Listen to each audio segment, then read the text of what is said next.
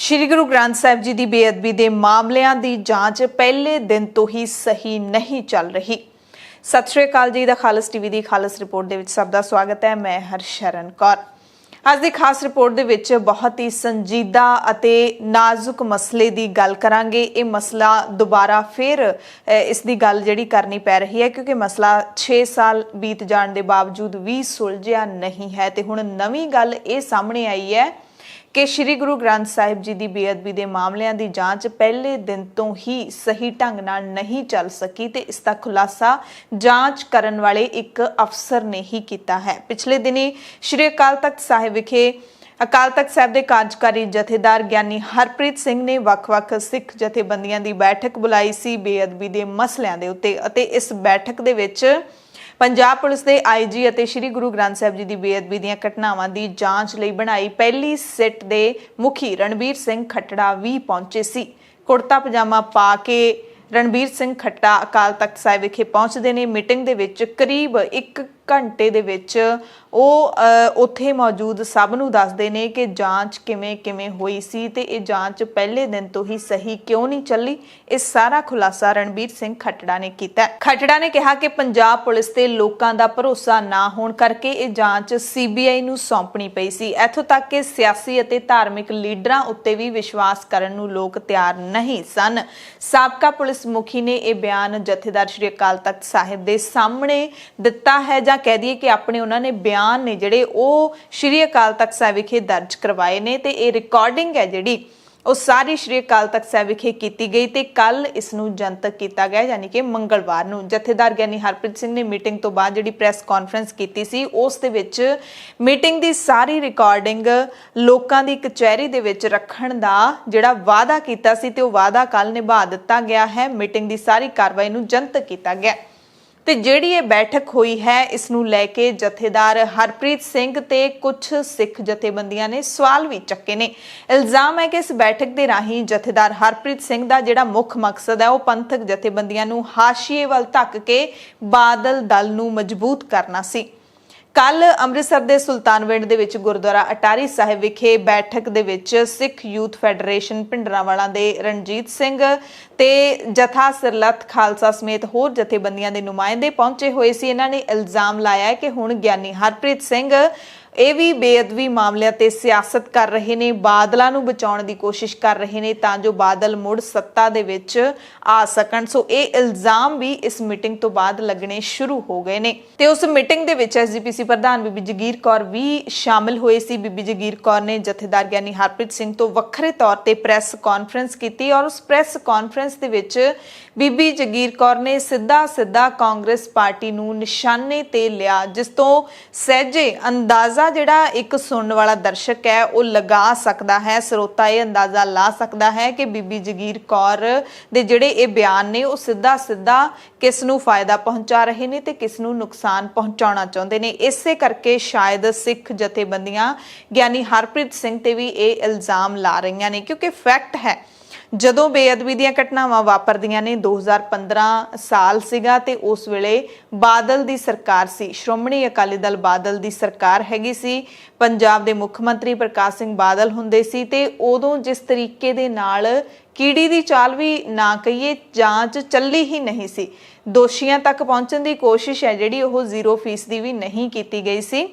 उस वक्त श्री अकाल तख्त साहिब ते बैठे जिहड़े जिम्मेवार लीडर हैगे ने, सिख लीडर ने, उन्होंने की भूमिका निभाई वो भी शायद तुसी पिछला रिकॉर्ड खंगाल के देख सकते हो। ते हुण जथेदार साहिब ने ये तिखे ते सख्त बयान जिहड़े दिते ने उन्हां नूं सुन के सिख संगत दे मन दे विच भी शायद कुछ हिस्सा जिहड़ा सिख संगत दा उहदे मन दे विच ये जिहड़ा शंका होना कुदरती है कि किते जथेदार साहिब बादलां नूं तां नहीं फायदा पहुंचाउण लई ये सब कर रहे। तो इस रिकॉर्डिंग की जे गल कर लीए तो ये सौदा साध दे प्रेमियां दी बेअदबी दीयां घटनावां विच शमूलीयत तो पर्दा चक्या गया। पुलिस अफसर ने दावा किया है कि रिकॉर्डिंग दे विच वो कुछ ही दर्ज करवाया जा रहा है जिहड़ा उन्होंने अदालत विच पेश किए चलान विच दस्सिया सी। जथेदार अकाल तख्त साहिब ने बेअदबी दीयां घटनावां दे नाल जुड़े दोषियां नूं 3 वर्गां दे विच वंडिया है। इस मीटिंग दे विच ਇਹ ਵਰਗ ਕਿਹੜੇ-ਕਿਹੜੇ ਨੇ ਉਹ ਵੀ ਅਸੀਂ ਤੁਹਾਨੂੰ ਦੱਸਾਂਗੇ ਤੇ ਥੋੜੀ ਜਿਹੀ ਹੋਰ ਜਾਣਕਾਰੀ ਦੇ ਦਈਏ ਕਿ 26 ਜੁਲਾਈ ਨੂੰ ਦਿਨ ਸੋਮਵਾਰ ਨੂੰ ਸ਼੍ਰੀ ਅਕਾਲ ਤਖਤ ਸਾਹਿਬ ਵਿਖੇ ਮੀਟਿੰਗ ਹੈ ਜਿਹੜੀ ਉਹ ਬੁਲਾਈ ਗਈ ਸੀ। ਇਹਦੇ ਵਿੱਚ ਪੰਥ ਦੀਆਂ ਜਿਹੜੀਆਂ ਵੱਖ-ਵੱਖ ਸ਼ਖਸੀਅਤਾਂ ਸ਼ਾਮਿਲ ਹੋਈਆਂ ਸੀ। ਐਸਪੀਸੀ ਪ੍ਰਧਾਨ ਬੀਬੀ ਜਗੀਰ ਕੌਰ ਸਮੇਤ ਤਖਤ ਸ੍ਰੀ ਕੇਸਗੜ੍ਹ ਸਾਹਿਬ ਦੇ ਜਥੇਦਾਰ ਗਿਆਨੀ ਰਘਬੀਰ ਸਿੰਘ ਵੀ ਸ਼ਾਮਿਲ ਹੋਏ ਸੀ ਤੇ ਜਥੇਦਾਰ ਰਘਬੀਰ ਸਿੰਘ ਨੇ ਹੀ ਸਟੇਜ ਦੀ ਇਕੱਤਰਤਾ ਸੰਭਾਲੀ ਸੀ। ਤੇ ਅਜਿਹਾ ਬਹੁਤ ਘੱਟ ਹੁੰਦਾ ਹੈ ਜਦੋਂ ਅਕਾਲ ਤਖਤ ਸਾਹਿਬ ਵੱਲੋਂ ਬੰਦ ਕਮਰੇ 'ਚ ਕੀਤੀਆਂ ਗਈਆਂ ਬੈਠਕਾਂ ਦੀ ਕਾਰਵਾਈ ਨੂੰ ਜਨਤਕ ਕੀਤਾ ਗਿਆ ਹੋਵੇ, ਪਰ ਇਸ ਵਾਰ ਇਹ ਕੀਤਾ ਗਿਆ ਹੈ। ਸ਼੍ਰੀ ਅਕਾਲ ਤਖਤ ਸਾਹਿਬ ਵੱਲੋਂ ਉਸ ਬੈਠਕ ਦੀ ਸਾਰੀ ਜਿਹੜੀ ਫਿਲਮ ਰਿਲੀਜ਼ ਕੀਤੀ ਗਈ ਹੈ। ਰਣਬੀਰ ਸਿੰਘ ਖੱਟੜਾ ਨੇ ਸ਼੍ਰੀ ਅਕਾਲ ਤਖਤ ਸਾਹਿਬ ਦੇ ਉੱਤੇ ਜੋ ਕੁਝ ਬਿਆਨ ਆਪਣੇ ਦਰਜ ਕਰਵਾਏ ਨੇ ਉਹ ਵੀ ਅਸੀਂ ਤੁਹਾਨੂੰ ਸੁਣਾਉਂਦੇ ਹਾਂ। ਪਰ ਜੇ ਆਪਾਂ ਪਿਛਲੇ ਸਮੇਂ ਦਾ ਇਤਿਹਾਸ ਦੇਖ ਲਈਏ ਤਾਂ ਸ਼੍ਰੀ ਅਕਾਲ ਤਖਤ ਸਾਹਿਬ ਵਿਖੇ ਜੋ ਵੀ ਬੈਠਕਾਂ ਹੁੰਦੀਆਂ ਨੇ ਉਹਨਾਂ ਦੇ ਅੰਦਰ ਵੀ ਕਾਰਵਾਈ ਦੇਖਣ ਦਾ ਪੱਤਰਕਾਰਾਂ ਨੂੰ ਵੀ ਅਧਿਕਾਰ ਨਹੀਂ ਹੁੰਦਾ, ਇਜਾਜ਼ਤ ਨਹੀਂ ਦਿੱਤੀ ਜਾਂਦੀ। ਕੁਝ ਮੌਕਿਆਂ ਤੇ ਅਜਿਹਾ ਹੁੰਦਾ ਹੈ ਜਦੋਂ ਸ਼੍ਰੀ ਅਕਾਲ ਤਖਤ ਸਾਹਿਬ ਦੇ ਜਥੇਦਾਰ ਨੇ ਜਿਹੜੇ ਉਹ ਪੱਤਰਕਾਰਾਂ ਨੂੰ ਵੀ ਮੀਟਿੰਗਾਂ ਦੇ ਵਿੱਚ ਬੁਲਾਉਂਦੇ ਨੇ। ਸੋ ਰਣਬੀਰ ਸਿੰਘ ਖੱਟੜਾ ਨੇ ਜੋ ਕੁਝ ਖਾਸ ਗੱਲਾਂ ਕਹੀਆਂ ਨੇ ਉਹ ਤੁਹਾਨੂੰ ਸੁਣਾਉਂਦੇ ਆ। ਪਹਿਲਾਂ ਬੇਅਦਬੀਆਂ ਦੀ ਜਿਹੜੀ ਤਫਤੀਸ਼ ਹੈ उस समय की सरकार ने, उस समय के होम मिनिस्टर DGP उन्होंने मैनू इस जिहड़ी जांच है ये सौंपी सी 30 नवंबर 2015 नूं। बहुत ही संजीदगी नाल गुरु नूं हाज़र नाज़र मन के मैं और मेरी टीम ने असी ये जिहड़ी तफ्तीशां सी ये तफ्तीश सिरे लाई। जद ये अंग खिंड गए सी, खिंडण तो बाद SGPC ने और SGPC के मरहूम लोकल मैंबर साहब उन्होंने इन्हां अंगां नूं बड़े अदब सत्कार नाल बरगाड़ी दीआं गलियां चों चुक के इकट्ठे करके और गुरुद्वारा साहिब दे विच शोभित कीता। कला कला अंग संघिया वारी तरतीब वारी गिण के उन्होंने उत्थे पालकी साहिब दे विच सुशोभित किया।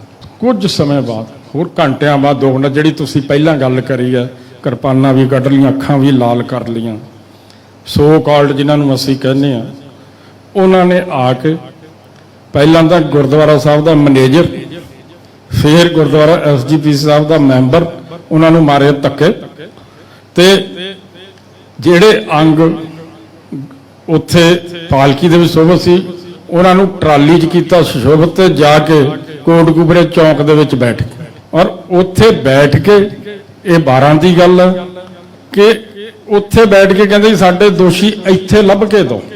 हुण ये समझ लो भी उस टाइम उत्थे चौक च बैठ के दोषी लभे जबकि दोषी मैनूं 3.5 साल 3.5 साल बाद पता नहीं कित्थे कित्थे मुल्क के खूंजियां चों गर्म पानी कढ़ के लियाने कढ़ने पे।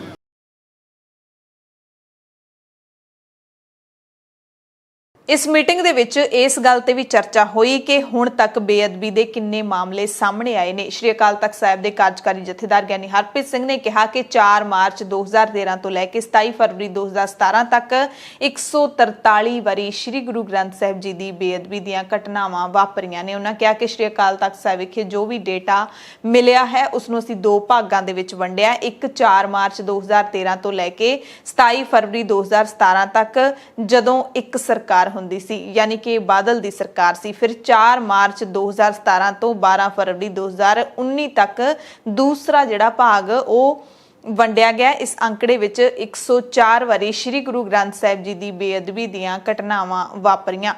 12 फरवरी 2019 तो बाद दा डेटा हाले इकट्ठा किया जा रहा है। बहुत सारियां घटनावां पिछले 1.5 साल दे वक्फे दौरान वापरीਆਂ ने कि इहदा हल की है। जो पिछे घटनावां घटियां ने वो की हुई ने। 4 मार्च 2013 तो लैके 27/2/2017 तक 143 घटनावां हुई जिन्हां ने गुरु ग्रंथ साहिब जी के मान सत्कार नूं ढाह लाई। साडा मकसद इत्थे किसी पार्टी की शोभा करना या किसी पार्टी की निंदा करना नहीं है।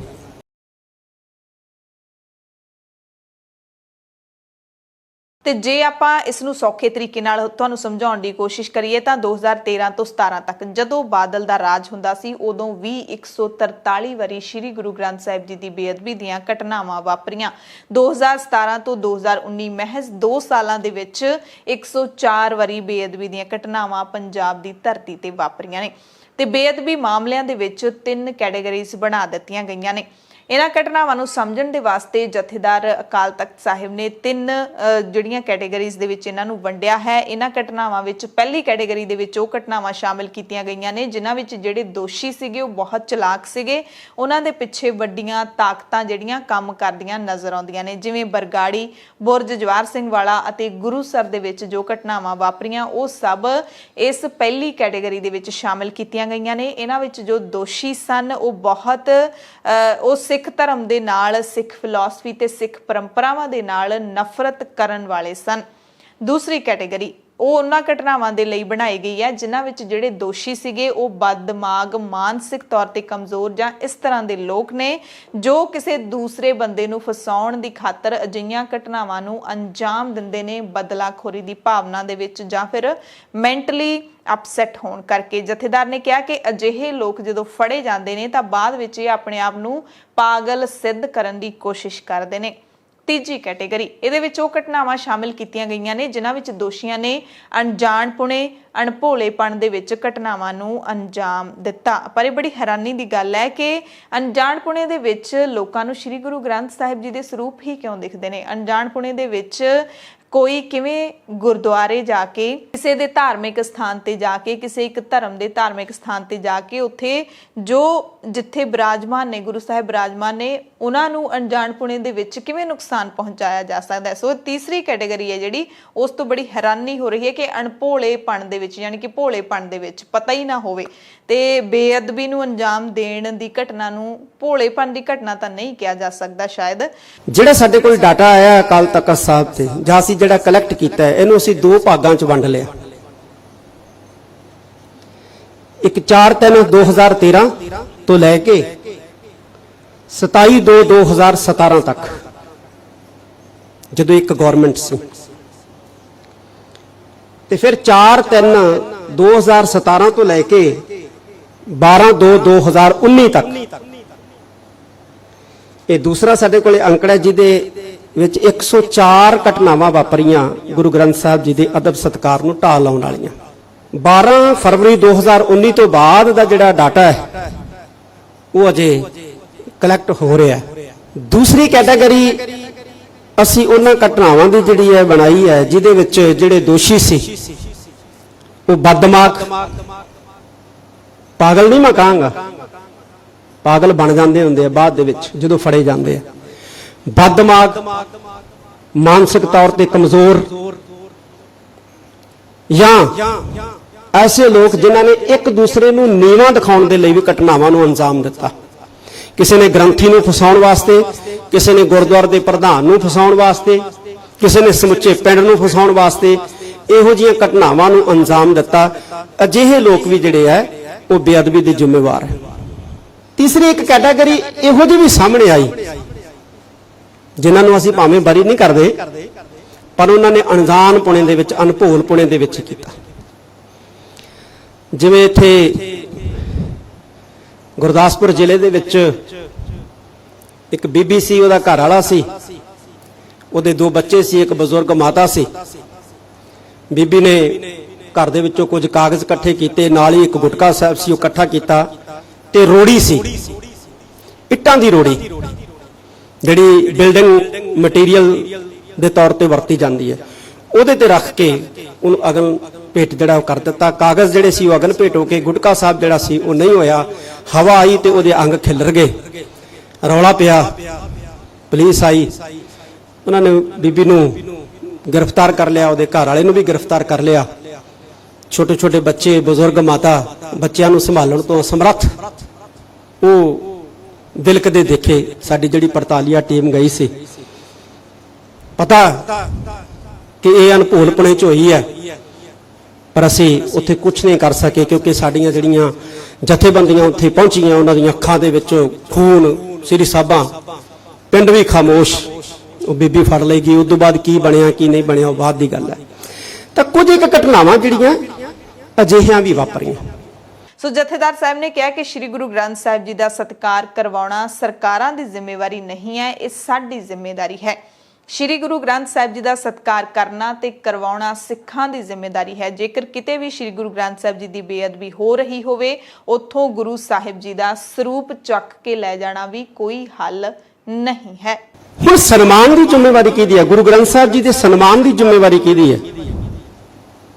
ਸਰਕਾਰਾਂ ਦੀ ਜ਼ਿੰਮੇਵਾਰੀ ਨਹੀਂ ਹੈ ਗੁਰੂ ਗ੍ਰੰਥ ਸਾਹਿਬ ਜੀ ਦਾ ਸਨਮਾਨ ਕਰਾਉਣਾ। ਪ੍ਰਿੰਸੀਪਲ ਰਾਮ ਸਿੰਘ ਜੀ ਬੈਠੇ ਨੇ, ਅਸੀਂ ਗੱਲਾਂ ਕਰ ਰਹੇ ਸੀ। ਇਹ ਸਾਡੀ ਜ਼ਿੰਮੇਵਾਰੀ ਹੈ ਸਨਮਾਨ ਕਰਨਾ, ਅਦਬ ਕਰਨਾ, ਕਰਵਾਉਣਾ। ਅਦਬ ਕਰਨਾ, ਕਰਵਾਉਣਾ। ਇਹ ਕੋਈ ਹੱਲ ਨਹੀਂ ਹੈ ਵੀ ਜਿੱਥੇ ਸਾਨੂੰ ਲੱਗਦਾ ਹੈ ਕਿ ਗੁਰੂ ਗ੍ਰੰਥ ਸਾਹਿਬ ਜੀ ਦਾ ਸਨਮਾਨ ਨਹੀਂ ਹੈ, ਮਹਾਰਾਜ ਦਾ ਸਰੂਪ ਚੁੱਕ ਕੇ ਲੈ ਜਾਓ। ਇਹ ਕੋਈ ਹੱਲ ਨਹੀਂ ਹੈ।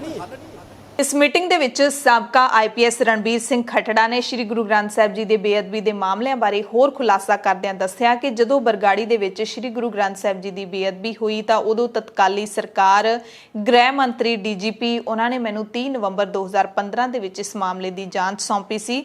ਮੈਂ ਤੇ ਮੇਰੀ ਟੀਮ ਨੇ ਗੁਰੂ ਸਾਹਿਬ ਨੂੰ ਹਾਜ਼ਰ ਨਾਜ਼ਰ ਜਾਣ ਕੇ ਬਹੁਤ ਹੀ ਸੰਜੀਦਗੀ ਦੇ ਨਾਲ ਇਸ ਜਾਂਚ ਨੂੰ ਸਿਰੇ ਲਾਇਆ। ਬਰਗਾੜੀ ਦੇ ਵਿੱਚ ਪਹਿਲੇ ਦਿਨ ਜਦੋਂ ਸ੍ਰੀ ਗੁਰੂ ਗ੍ਰੰਥ ਸਾਹਿਬ ਜੀ ਦੇ ਪਾਵਨ ਅੰਗ ਫਾੜ ਕੇ ਗਲੀਆਂ ਦੇ ਵਿੱਚ ਖਿਲਾਰੇ ਗਏ ਤਾਂ ਐਸਜੀਪੀਸੀ ਦੇ ਮੈਂਬਰ, ਜੋ ਉਹਨਾਂ 'ਚ ਇੱਕ ਮੈਂਬਰ ਇਸ ਵਕਤ ਨਹੀਂ ਹੈਗੇ, ਉਹਨਾਂ ਨੇ ਅੰਗਾਂ ਨੂੰ ਬਹੁਤ ਹੀ ਸਤਿਕਾਰ ਦੇ ਨਾਲ ਬਰਗਾੜੀ ਪਿੰਡ ਦੀਆਂ ਗਲੀਆਂ ਵਿੱਚੋਂ ਇਕੱਠੇ ਕਰਕੇ ਗੁਰਦੁਆਰਾ ਸਾਹਿਬ ਵਿਖੇ ਸੁਸ਼ੋਭਿਤ ਕੀਤਾ।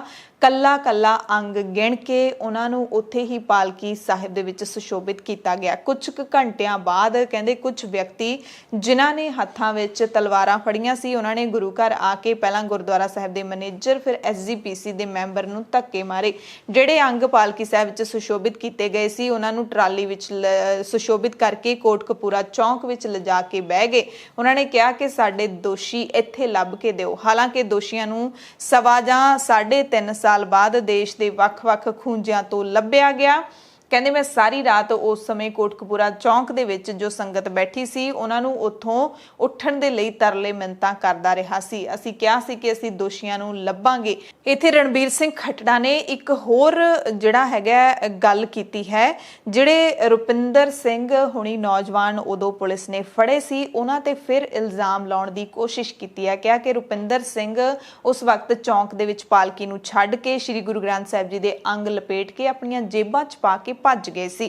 ਕਹਿੰਦੇ ਸਾਨੂੰ ਇਹਨਾਂ ਤੋਂ ਸ੍ਰੀ ਗੁਰੂ ਗ੍ਰੰਥ ਸਾਹਿਬ ਜੀ ਦੇ ਅੰਗ ਕਢਵਾਉਣ ਲਈ 3 ਦਿਨ ਲੱਗ ਗਏ ਸੀ, ਇਸ ਕਰਕੇ ਸਾਡੀ ਜਾਂਚ ਕੁਰਾਹੇ ਪੈ ਗਈ ਤੇ ਇਹੀ ਕਾਰਨ ਸੀ ਕਿ ਜਾਂਚ ਪਹਿਲੇ ਦਿਨ ਤੋਂ ਹੀ ਸਹੀ ਲਾਈਨ ਤੇ ਨਹੀਂ ਚੱਲ ਸਕੀ ਸੀ। ਸੋ ਰੁਪਿੰਦਰ ਸਿੰਘ ਨੌਜਵਾਨ ਨੇ ਜਿਹੜੇ, ਉਹਨਾਂ ਤੇ ਫਿਰ ਇਲਜ਼ਾਮ ਲਾਏ ਗਏ ਨੇ ਰਣਬੀਰ ਸਿੰਘ ਖੱਟੜਾ ਦੇ ਵੱਲੋਂ। ਤੁਹਾਨੂੰ ਯਾਦ ਹੋਏਗਾ 2 ਭਰਾਵਾਂ ਨੂੰ ਉਸ ਵਕਤ ਪੁਲਿਸ ਨੇ ਫੜਿਆ ਸੀ, ਟਾਰਚਰ ਵੀ ਕੀਤਾ ਸੀ ਤੇ ਫਿਰ ਬਾਅਦ ਵਿੱਚ ਉਹਨਾਂ ਨੂੰ ਬੇਕਸੂਰ ਕਹਿ ਕੇ ਛੱਡ ਦਿੱਤਾ ਗਿਆ ਸੀ।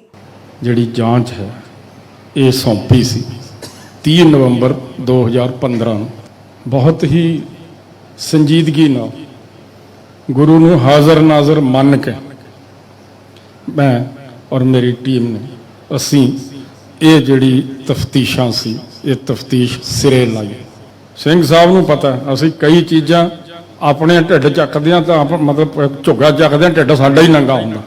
ਉਹ ਅੰਗ ਜਿਹੜਾ ਹੁਣ ਸਾਡੀ ਮਤਲਬ ਕਈ ਜਗ੍ਹਾ ਸਾਨੂੰ ਇਸ ਕਿਸਮ ਮੇਰੇ ਖਿਲਾਫ ਵੀ ਬੜਾ ਕੁਝ ਕਿਹਾ ਜਾਂਦਾ, ਕੋਈ ਗੱਲ ਨਹੀਂ, ਫਰਜ਼ ਹੈ, ਪਰ ਅਸੀਂ ਤਾਂ ਸੱਚ ਕਹਿਣਾ। ਭਾਈ ਪੰਥਪ੍ਰੀਤ ਸੰਤ ਢੱਡਰੀਆਂ ਵਾਲਾ, ਬਾਬਾ ਬਲਜੀਤ ਸਿੰਘ ਦਾਦੂਵਾਲ, ਜਥੇਦਾਰ ਆਨੰਦਗੜ੍ਹ, ਭਾਈ ਹਰਜਿੰਦਰ ਸਿੰਘ ਮਾਝੀ ਤੇ ਹੋਰ ਵੀ ਜਿਹੜੇ ਉੱਥੇ ਚੌਂਕ 'ਚ ਬੈਠੇ ਸੀ, ਮੈਂ ਉਹਨਾਂ ਨਾਲ ਇੱਕੋ ਹੀ ਸਾਰੀ ਰਾਤ, ਤੁਸੀਂ ਮੈਨੂੰ ਦੇਖਿਆ ਹੋਣਾ ਵਰਦੀ ਦੇ ਵਿੱਚ, ਮੈਂ ਮਿੰਨਤਾਂ ਤਰਲੇ ਕਰ ਰਿਹਾ ਸੀ ਕਿ ਭਾਈ ਸਾਹਿਬ ਲੱਭਾਂਗੇ।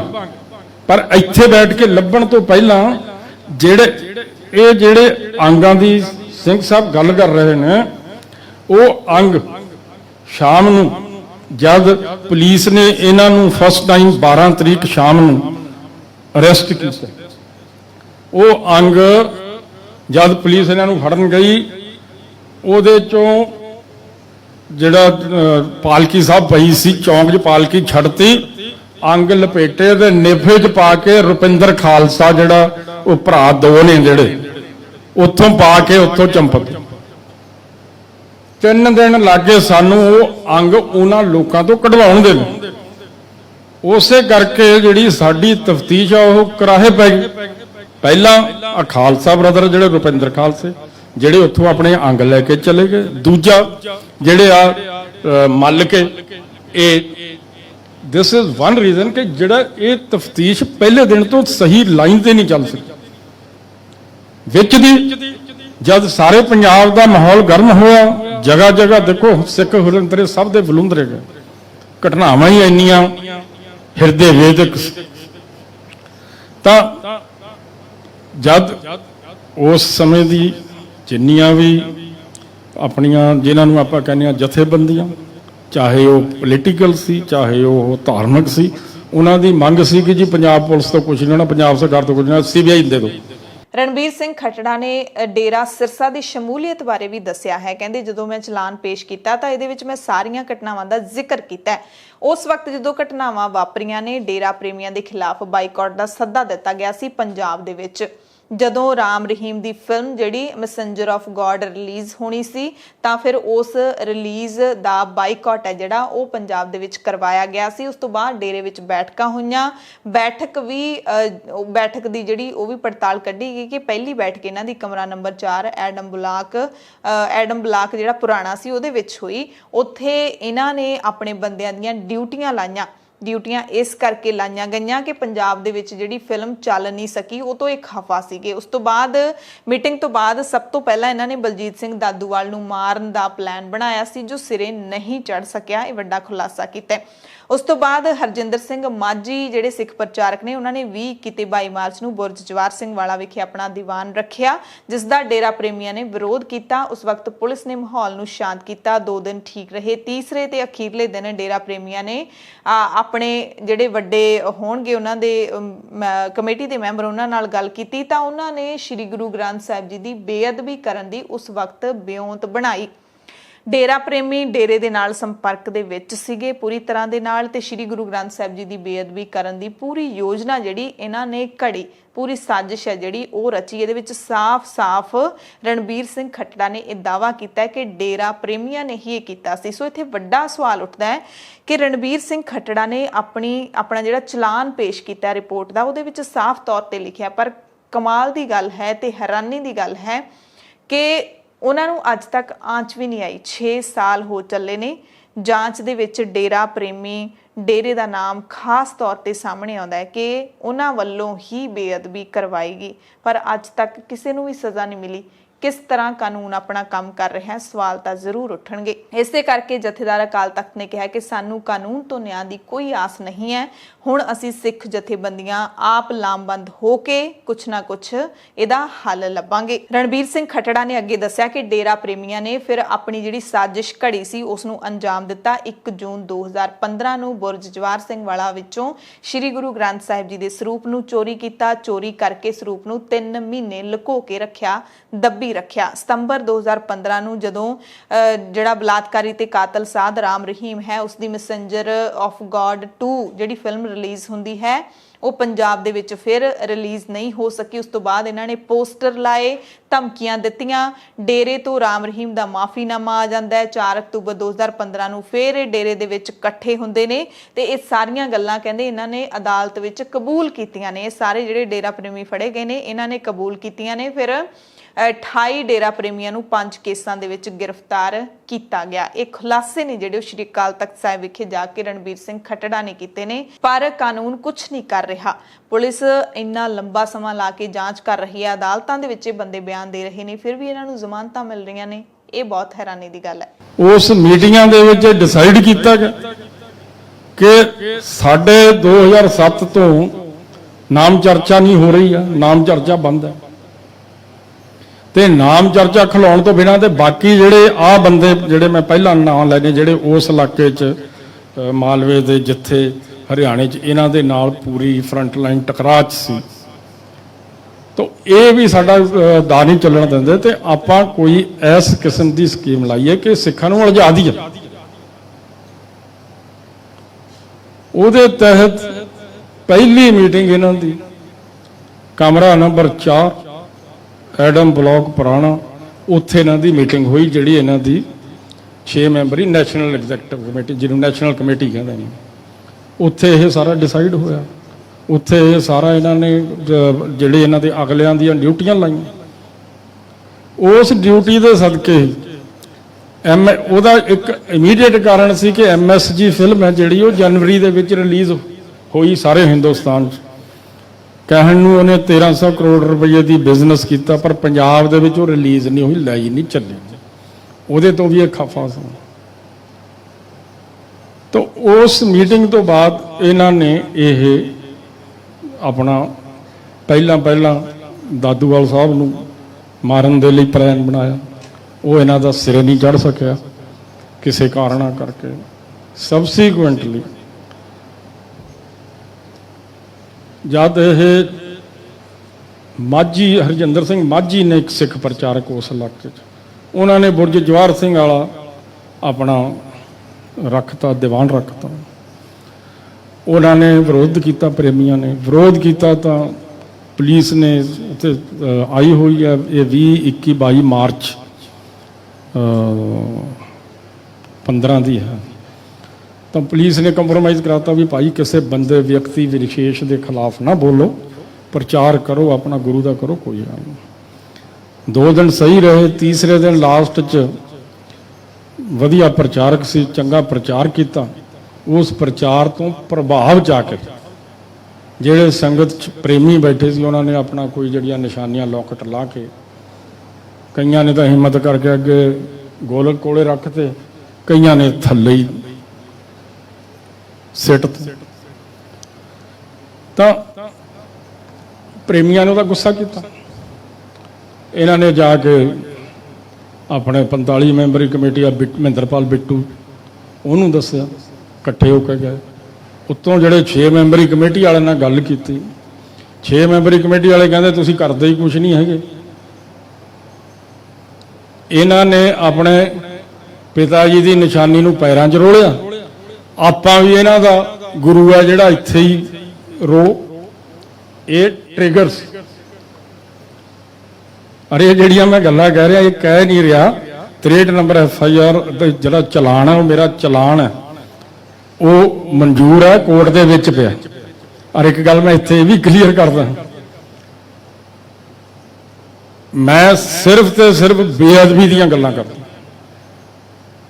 ਤੋ ਅਖੀਰ ਤੇ ਖੱਟੜਾ ਨੇ ਕਿਹਾ ਕਿ ਮੈਂ ਇਹ ਸਭ ਗੱਲਾਂ ਐਵੇਂ ਨਹੀਂ ਕਹੀਆਂ, ਇਹ ਸਭ ਕੁਝ ਮੈਂ 63 ਨੰਬਰ ਚਲਾਨ ਦੇ ਵਿੱਚ ਲਿਖੀਆਂ ਹੋਈਆਂ ਨੇ, ਜਿਹੜਾ ਕੋਰਟ ਵੱਲੋਂ ਮਨਜ਼ੂਰ ਵੀ ਹੈ ਪਰ ਹਾਲੇ ਤੱਕ ਕੋਰਟ ਦੇ ਵਿੱਚ ਪਿਆ ਹੈ। ਪਤਾ ਨਹੀਂ ਉਹ ਸਾਲਾਂ ਬੱਧੀ ਇਸੇ ਤਰ੍ਹਾਂ ਪਿਆ ਰਹਿਣਾ ਹੈ ਤੇ ਇਸੇ ਤਰ੍ਹਾਂ ਦੱਬਿਆ ਜਾਣਾ ਹੈ ਤੇ ਸਿੱਖ ਸ਼ਾਇਦ ਸਾਲਾਂ ਤੱਕ ਉਡੀਕਦੇ ਰਹਿ ਜਾਣਗੇ ਕਿ ਕਦੋਂ ਉਹਨਾਂ ਨੂੰ ਗੁਰੂ ਦੀ ਬੇਅਦਬੀ ਦਾ ਇਨਸਾਫ ਮਿਲੂਗਾ ਇਹਨਾਂ ਦੁਨਿਆਵੀ ਅਦਾਲਤਾਂ ਤੋਂ।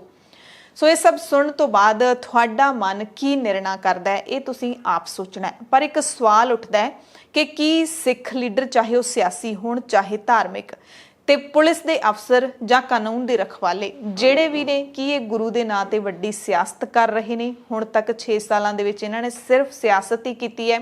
ਪਰ ਇਸ ਤੋਂ ਵੀ ਗੰਭੀਰ ਹੈ ਕਿ ਹੁਣ ਸਭ ਨੂੰ ਖਦਸ਼ਾ ਹੈ ਕਿ ਕਿਤੇ ਇਹ ਮਸਲਾ ਵੀ 1984 ਦੇ ਸਿੱਖ ਕਤਲੇਆਮ ਵਰਗਾ ਨਾ ਬਣ ਜਾਵੇ, ਜਿਸ ਦਾ 36-37 ਸਾਲਾਂ ਬਾਅਦ ਇਨਸਾਫ ਤਾਂ ਕੱਖ ਨਹੀਂ ਮਿਲਿਆ, ਪਰ ਸਿਆਸਤ ਸਿਆਸੀ ਲੀਡਰਾਂ ਤੋਂ ਲੈ ਕੇ ਵਕੀਲਾਂ ਤੱਕ ਸਭ ਨੇ ਕੀਤੀ ਤੇ ਸਿੱਖਾਂ ਦੇ ਭੇਸ ਵਿੱਚ ਕੀਤੀ।